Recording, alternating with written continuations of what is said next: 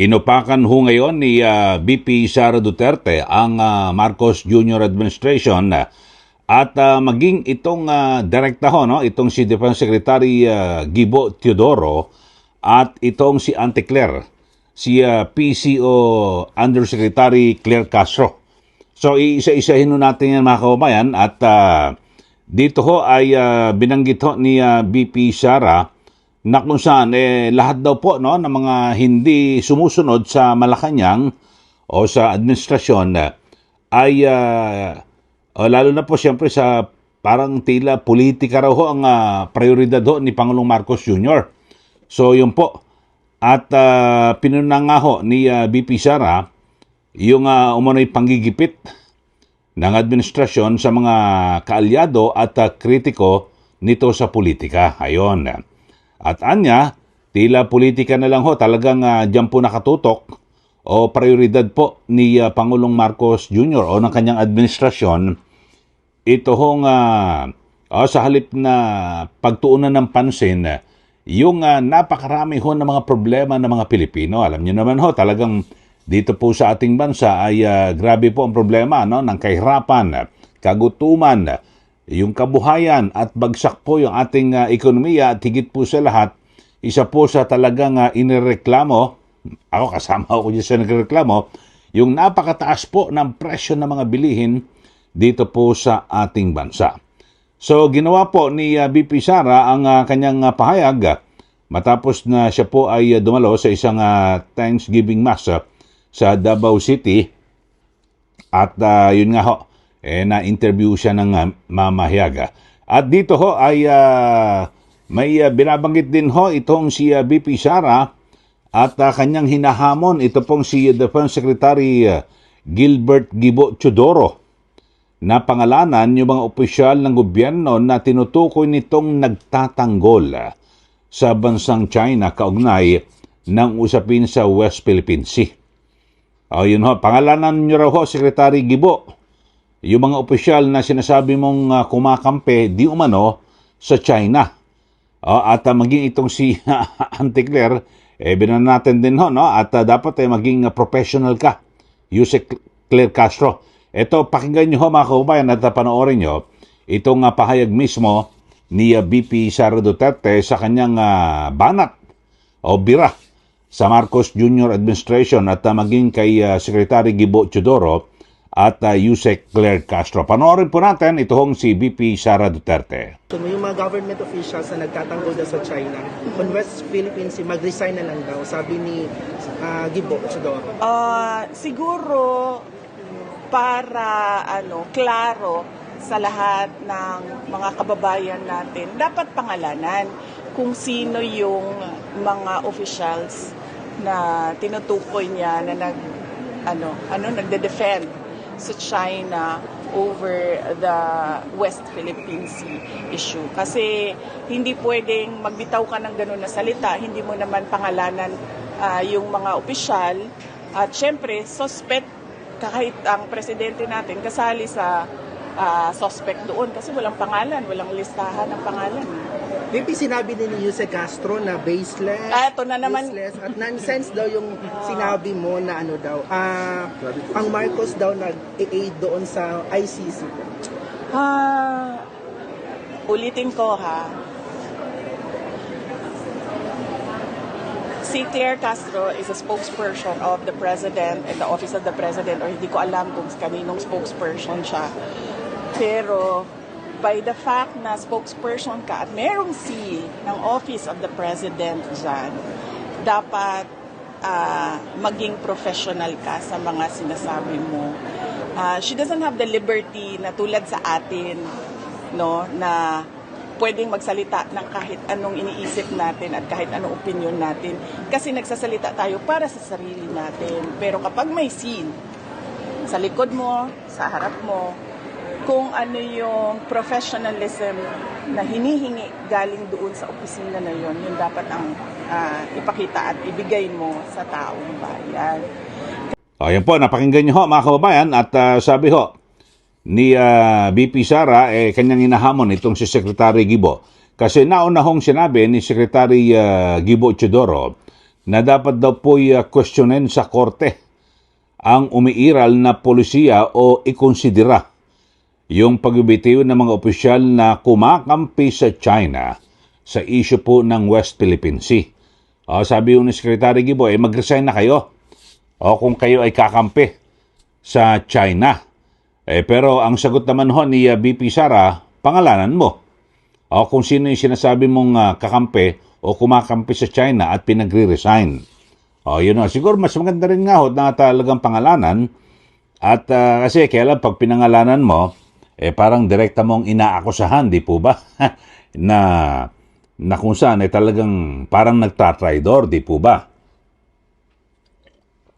At sabi ho ni BP Sara, hindi pwedeng magbitaw ka ng ganong salita tapos hindi mo naman napapangalanan yung mga opisyal. Ayon, mabigat ho ito mga na to ni BP Sara at iginit niyang nagiging suspect ang lahat. Maging si Pangulong Marcos Jr. mismo hanggat walang inilalabas sa pangalan o listahan. So, aabangan ho natin mga kababayan kung maglalabas po ng listahan at pangalan ito pong si Secretary Gibo Chidoro. Bagamat sa ngayon, siyempre, may mga lumilitaw ho na parang ang nagiging perception ay tila kumakampi sa China. Di po ba yung mga pangapahayag at kapag meron nangyari na sabi natin parang yung harassment o di umano'y pangbubuli sa ating mga opisyal ng gobyerno, yung nagbabantay dyan po sa West Philippine Sea, yun po, at inaakusahan na po o pinagbibintangan na yun daw po ay kakampi na ng China. At siyempre, kapag sinabi ay ikaw ay kakampi ng China o kumakampi, nagtatraidor ka sa Pilipinas. Parang ganun po ang magiging implikasyon, di po ba? At samantala, eto, may payo po ito nga si BP Sara Duterte kay Palace Press Officer Claire Castro na, maging professional ka sa mga sinasabi mo. Napakinggan nyo naman ho kanina. Kasi pag meron kang seal sa harap mo, sa likod, yung Office of the President, di ba? Sinasabi, tagapagsalita raw po siya. Di po ba? Dapat yung mga kilos mo maging professional ka. So, ito ho ang mensahe ni BP Sara kay Castro, no, na maging professional ka sa mga sinasabi mo at matapos na tawaging nonsense at baseless. Sabi ho ng opisyal ng Malacanang, ang naunang pahayag ni BP Sara kaugnay kay Pangulong Ferdinand Marcos Jr. sa usapin ng ICC. Ayon, at anya dapat maging maingat at profesional si Castro dahil kumakatawan ito sa Office of the President. So, yun lang ho, no? Sabi niya, by the fact na spokesperson ka ay at mayroong seal ng Office of the President dyan, dapat maging professional ka sa mga sinasabi mo. So, kung sa bagay, sabi nga ni Atty. Ed Chico, palingkere. Di ba? Parang namamalengke lang daw ho. Itong si Yusek Claire Castro kapag nagsalita. Di ba? At parang nakikipagtawaran sa mga tindera. At parang may binabagit pa ho nag-guest ho sa Billionaire News Channel may tampipi. At narinig nyo naman siguro yung boses at makikita nyo yung pagmumuka Di ba? Talagang ang magiging perception ay palengkera. Di po ba? At sabi ho ni BP, hindi maaaring magsalita itong si Castro na para lamang sa sarili nitong pananaw. At sabi niya, she doesn't have the liberty na tulad sa atin na pwedeng magsalita ng kahit anong iniisip natin at kahit anong opinion kasi nagsasalita tayo para sa sarili natin. Sabi ni BP, yung sinasabi niya. Iba. Pero kung ikaw ay spokesperson, tagapagsalita, dapat ay iniintindi mo yung institusyon na iyong kinakatawan. Ayon. Pero kapag may seal nga sa likod mo, sa harap mo, kung ano ang professionalism na hinihingi galing doon, sa opisina na yon, yun dapat ang ipakita mo. So, yun po At mabibigat ho itong mga naging pahayag ni VP Sara Duterte at dito ho sa dalawang opisyal ng Marcos Jr. Administration. Ito pong si Deputy Secretary Gibo Teodoro at si Palace Press Officer Yusek Claire Castro. At sa pangkalahatan, binabanggit po ni VP Sara na parang yung panggigipit di umano basta't kalaban ho ng administrasyon, kritiko, parang nagkakaroon daw po ng gipitan. So, yun po mga kababayan. Kayo, ano masasabi nyo ho rito? At may katotohanan ba o wala? Pero talagang base po sa mga pangyayari, di po ba ay dito lang ho sa issue ho ng yung pagsasampa ho ng kaso ng ombudsman, di ba, sa mga opisyal po ng gobyerno na sinasabing sangkot sa iba't ibang mga kaso, parang napakabilis po ang pag-usad ng kaso. Bakit to? Kasi ito po ay itinuturing na kritiko o hindi po kaalyado ng administrasyon. Isang halimbawa na lang ho. Di ba, kay Senator Rodante Marcoleta, na sabi niya nga ho, nauna pa nga hong maisampa yung complaint affidavit diyan po sa ombudsman ni dating Speaker Romualdez. Meron siyang buwan April. Yung kay Romualdez. Tapos yung sa kanya, yung kay Senator Marcoleta ay May. Pero siya ho, nasa kulungan na ho. At itong si Speaker Romualdez ay nasa labas po ho at masarap po ang buhay. So yun po ang nagiging perception na parang may katotohanan itong binabanggit ni VP Sara Duterte na kapag hindi ka kaalyado, ikaw ay lumilitaw na kritiko ng administrasyon, mabilis ka. At ang matindi ho rito kay Senator Marcoleta, kasama ho yung mga nagbigay po ng donasyon sa kanya noong kampanya, nakulong din ho, kasong plunder.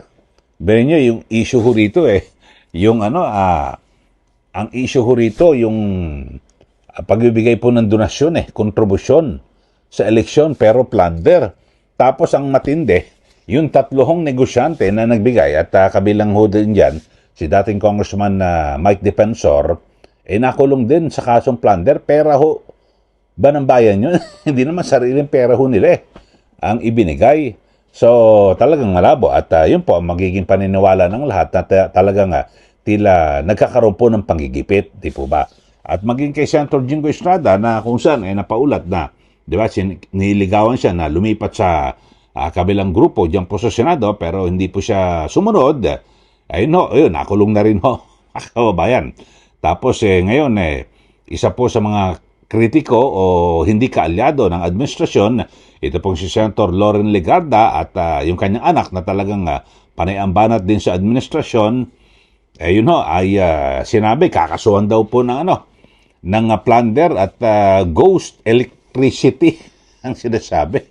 So ni Ombudsman Remulla. So mga kababayan, pero sa panig po ng mga politiko na naunang inaakusahan na may nilabag sa katiwalian o kaso, wala po, hindi na po umuusad na tutulog na ang kaso. Katulad ho dito kaso ni Senator Chis Escudero, Senator Joel Villanueva at yung kanina binabanggit ko kay dating Speaker Romualdez, wala pa ho hindi ho umuusad yung kaso nila.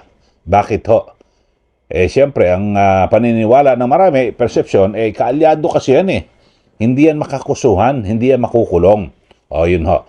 So, dito ho, yun po, ang pangkalahatan, binanggit ko lang ho yan dahil sa bumanat ho itong si VP Sara na talagang inaatupag ho ng Marcos Jr. Administration ito hong politika at talagang pinagtutuunan ng pansin sa di umano'y panggigipit, pangaharas, pagbabanta dito po sa mga opisyal ng gobyerno o politiko na hindi po kaalyado ng Marcos Jr. Administration. So, sa pangkalahatan, mga kababayan, ano po masasabi nyo rito? Sa ating issue na pinag-usapan, yung sabi ho ni VP Sara, kanyang hinahamon, itong si Secretary Gibo Teodoro, pangalanan mo yung sinasabi mo na mga pro-China o kumakampi sa China, nagtatanggol patungkol po sa issue ng West Philippine Sea, Tapos itong si Jose Claire Castro na maging professional ka naman. Oh, nagsasalita ka hindi para sa sarili mo, kundi sa tanggapan ng Pangulo. At sa pangkalatan, yun nga ho, parang pangigipit po sa mga kritiko ng administrasyon. Sige po, magbigay na po kayo ng comment dito po sa ating channel at para maibulas nyo rin po yung inyong pong damdamin. At sa mga bago lang ho, subscribe na po kayo at paki-like at i-share. Sundan nyo rin po yung aking Facebook page, ka Eli Saludar, at yung isa pang account na Eli Saludar. Maraming salamat. Muli ito po si Ka Eli. Magandang araw po sa ating lahat.